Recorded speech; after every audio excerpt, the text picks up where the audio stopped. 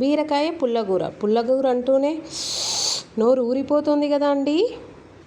ముందుగా బీరకాయ నేతగా ఉండే బీరకాయ చూసుకొని తీసుకోండి. చాలా బలిసిపోయింటే అది కొద్దిగా చేదు వస్తుంది.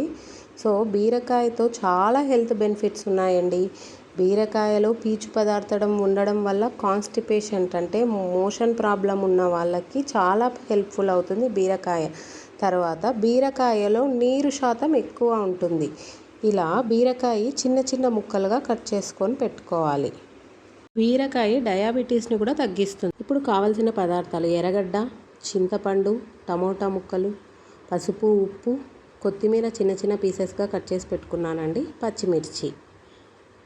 సో ఇంకొకసారి కావాల్సిన పదార్థాలు చూసేద్దాం. పచ్చిమిర్చి, ఎర్రగడ్డ చిన్న చిన్న ముక్కలు కట్ చేసుకోవాలి, కొత్తిమీర, చింతపండు, బీరకాయ పీసెస్, టమోటా పీసెస్, పసుపు, ఉప్పు.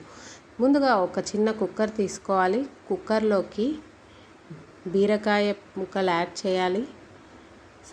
తర్వాత ఎర్రగడ్డ, తర్వాత టమోటాలు, తర్వాత పచ్చిమిర్చి, చింతపండు, తగినంత కొంచెం పసుపు యాడ్ చేసుకోవాలండి.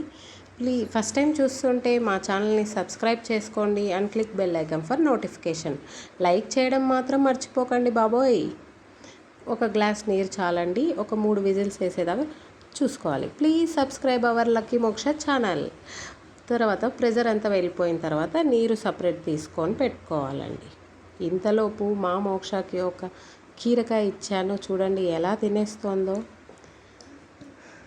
సో ఇలా ఏదో ఒకటి నేను బీరకాయ కానీ కుకుంబర్ కానీ ఇస్తే నన్ను పని చేసుకోవడానికి ఇస్తుంది మా మోక్ష.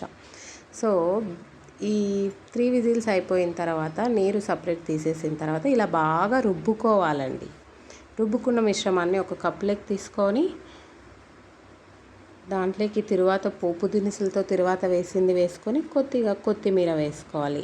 దీంతో ఇంకొక ఐటెం కూడా రెడీ అవుతుంది. అదేంటో తెలుసా? మీరు ముందుగా ఉడికించిన తర్వాత నీరు పక్కకు తీసుకున్నారు కదా, వాటిలోకి కొద్దిగా కొత్తిమీర, పోపు దినుసులతో వేసిన తిరువాత వేస్తే ఇది రసం లాగా కూడా యూస్ చేసుకోవచ్చండి. టేస్టీ బీరకాయ పుల్లగూర రెడీ.